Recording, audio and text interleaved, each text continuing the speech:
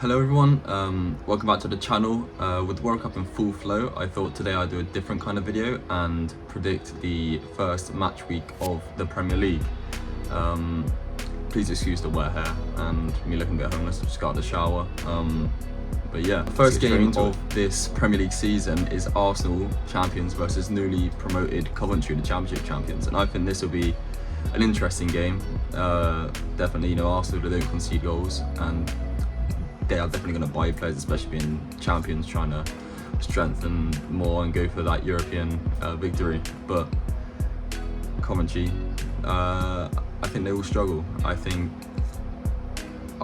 Arsenal are formidable, especially first game of the season. I can't remember the last time they lost the game, first game of the season. So I think I'm going to say for this one, I reckon a 3-0 Arsenal win. I'm writing it down, but yeah, 3-0 Arsenal win, maybe like Eze opening his scorebook for the season. I reckon Gyökeres will have a good season as well. Maybe he gets a brace opening day, and there's people saying this is the season for Gyökeres in the Premier League. Yeah, but moving on, second game is Hull, the other promoted side, versus Manchester United, and I reckon, I don't know, Hull, I think they are somewhat dark horses for this season. Like, no one expected them to get promoted from the Championship, especially through the playoffs in the way they did. And I think it'll be similar this season, but starting with a home game against Man United, I think is going to be difficult, because I think United are going to strengthen. They obviously put Edison in midfield, and hopefully sign another maybe fullback or attacking player, more experience. But I think it'll be strong season for United, and Hull have to recruit properly, and I think they will. They got a bit of a eccentric owner. But yeah, I think this could be a 2-1 United win. I think Hull could get a nice goal second half, but the game would be done in the first half, and United fans start thinking maybe this could be a season where we kind of melt and challenge for the higher, maybe, I'm not gonna say title challenge, but like first half of the season, looking up and around there. Next up is Everton versus Crystal Palace. This is like a typical like mid-table game though, because they both have like Premier League 10 to 15 like coded in them. They don't finish really any higher or any lower. Everton have looked better last season, especially with the new stadium. I think they're going to push on with investment in players, etc. So I think Everton do have the edge, and Crystal Palace, obviously being technically European champions, they're going to want to invest to be able to progress in Europe as well. But yeah, I think this will be the first draw of the Premier League. I think I can see a 1-1. Maybe someone like Iliman Ndiaye for Everton, and then Palace, Ismail Assar for Palace. But yeah, moving on, Ipswich versus Sunderland. I think, again, another promoted side versus Sunderland, now in Europe as well. I think Ipswich with Gary O'Neill at the wheel is going to be different. I don't particularly rate him as a manager, but I think he has a chance with an Ipswich side. Obviously, he did okay at Bournemouth, and then he was quite mediocre at Wolves, but hopefully he's found his position at Ipswich, and I think he's done alright at Strasbourg. I think they finished just outside the European places in France. Yeah, Sunderland is just going to invest more. They're going to put more money into it. They're going to want to sort of solidify the place as a European team. So again, I think this would be a nice, easy 2-0 win for Sunderland, and a kind of opening day to forget for Gary O'Neill and Ipswich. Obviously, I don't know what signings. There's still a long way to go till the season begins. But yeah, I kind of, at this point, I can only see Sunderland winning and it being an easy 2-0 win away from home for them. Next up is Forest versus Leeds. Again, I think this will be a tricky one. I know Leeds have just confirmed the signing of Harry Wilson. That's a big signing for them. And Forest, obviously, they'll spend millions on bringing in new players and trying to keep players that they got, like Morgan Gibbs-White. Obviously, Elliot Anderson will probably go. This one, I think it'll be a really tight game. very cagey, but obviously with the first game of the season, you always have like a jovial atmosphere, and I don't know, I think Leeds might just have an edge, maybe a Calvert-Lewin from a corner, or Nemetcha, some, just like a set-piece goal that just takes them over the edge in a 1-0 win against Forest. A game that really should be a draw, but they find the cutting edge to get their first 3 points of the season. Next up is Brentford versus Spurs. This is going to be a tough game because obviously Spurs are investing quite heavily this summer already. They've signed Van Hecke from Brighton, De Bruyne free from Burnley. I think they signed a couple more players, and a link with Tonali and Matheus Fernandes. So they are really looking to push on and actually try and get back to where a club like them deserve to be in the league. So I think they're going to want to make a statement on this opening day, but again, going to Brentford is really difficult. Brentford are always quite strong, especially at home at the start of the season. I remember when they beat Manchester United 4-0. They've had a few other big results at the start of the season. They're a very, very tricky place to go. So I think this will be a tricky one, and I think I can see a 2-2. I think Spurs could go ahead, but unless they sort out the sort of goalkeeping department and defensive solidarity, I think they will struggle to keep at bay a Brentford side that are going to be high-flying party atmosphere at the start of the season, like they always tend to be, quite get up and out. So I reckon 2-2 Brentford versus Spurs, a bit of a goal fest. Alright, Brighton versus Aston Villa. This one, I know last season Aston Villa didn't start very well to the season. Obviously they won a few games, and then they won like an 11-game losing streak. And Brighton, you never know what you're going to get with them. They're kind of like Forrest Gump.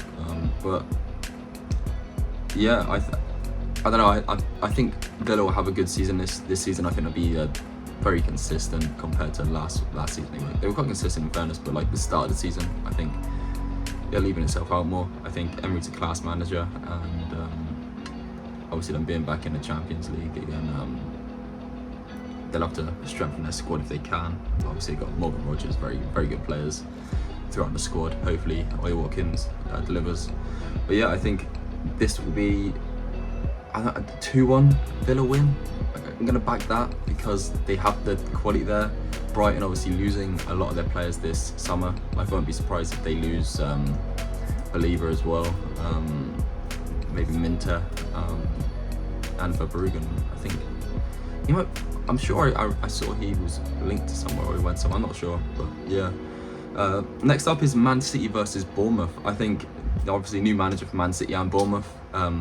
Was it Marco Rose for Bournemouth, and what's his name, bloody Maresca for Man City.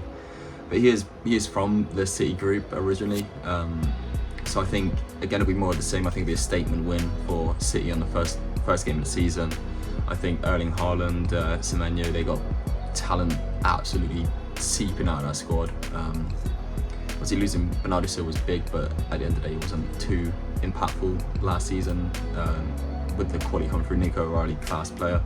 But I think again, this will be a kind of a back to reality for Bournemouth, and a big 4-0 win for Man City on opening day, which again will be a real sign of intent for them, and hopefully something that they can carry throughout the season. Next up is probably the biggest game of this opening game week, which is Newcastle versus Liverpool. I think this is going to be a tight game, tighter than people think. I think Iraola at Liverpool is a good managerial appointment. I think if the only better one would be Xabi Alonso, but it waited too long to get him. Obviously they signed that Spanish winger, and they will probably sign a few more, but they need to get a centre back. They need to get probably another full back and maybe a midfielder. That's what my friends who are Liverpool fans have been sort of preaching for, and I think they will. I think they'll spend a lot of money again, because I think they're desperate to kind of get that dynasty that they kind of should have had under Klopp, but they weren't able to because of the dominance of Pep. And I think they're going to start spending that money that they didn't spend during the Klopp era as much. And I think Newcastle put up a fight. It's always hard to go to St James's Park, let alone open day of the season in the sunshine. So I can see maybe Newcastle getting a goal, but really like an Anthony Elanga kind of off the wing, cut in, finish, scrappy, maybe. But Liverpool, I think, with Isak coming back from the World Cup, he's been in decent form so far. Obviously, he scored 2 goals on opening day. I think he'll be in top form. Hopefully, Ekitike's back. Burts comes back from the World Cup in top form. I think maybe with a few signings they can get a win here. I can see him being a 2-1 Liverpool win. Maybe Isak gets his goal against Newcastle and it sends the 2 into disarray. But yeah, I think Liverpool win 2-1. Now onto the final game of match week 1, Fulham versus Chelsea. Both having new managers, a real different managerial lineup in the Premier League this season. Obviously with Marco Silva going, I'm not too sure who they've brought in. I won't be surprised if someone like Scott Parker. I haven't actually checked that, I probably should. But Chelsea with Xabi Alonso, class manager, they have got the investment, they've got the squad depth, they have, in fairness, got the quality of squad depth, they just hasn't clicked as far. But yeah, I think Xabi Alonso will get this Chelsea side to work. I think he's a fantastic manager, he's proven. Obviously at Bayer Leverkusen, winning the treble, nearly going invincible, but they're losing to Atalanta. Was it nearly winning the treble but lost? Well, no, it's still an amazing achievement going invincible in the Bundesliga, without as many draws as Arsenal got in the Premier League. But yeah, I think if Chelsea keep hold of Enzo Fernandez, I think again there'll be a force. I think if they can tie him down and get him into the project, I think Chelsea could be a real force this season. And obviously they are going to spend money, so it's not a case of they have to deal with what they got, because they will spend money. They will sign. They probably need a new goalkeeper, maybe a new few defenders. But the midfield is solid. If they keep it as it is, their attack is. It's okay. I mean, it's okay. Maybe they need to strengthen that, but they spent a lot of money in recent years on the attack, and they maybe can't afford to. João Pedro is decent. Pedro Neto has been alright at the World Cup. So hopefully that is enough for them. But I think they'll have no problem against Fulham in this opening game. I think Fulham are going to have an absolute drop-off compared to the consistency of recent years with Marco Silva. I can't see him getting a goal in this, especially losing even Jimenez. They've lost him. He's going back to Wolves. They're losing Harry Wilson. They're going to have to do a massive rebuild, and you can't rely on sort of aging heads like Tom Kearney or Alex Iwobi to get you goals. So yeah, I think they won't score a goal, and I think again it'll be a statement win for Chelsea, 3-0. Maybe João Pedro getting an absolute bomb if he does stay. Again, getting a brace, and maybe a Caicedo screamer to finish off the opening game week. But yeah, that was my predictions for the Premier League game week 1. Let me know if you agree, what you think in the comments below, and also what videos you want to see next. There will be a World Cup group stage reaction coming up over the next few days, obviously when the group stage is done, and I'll post that. And then I'm also going to Latvia away next week, so I'll hopefully get a few videos or clips from that.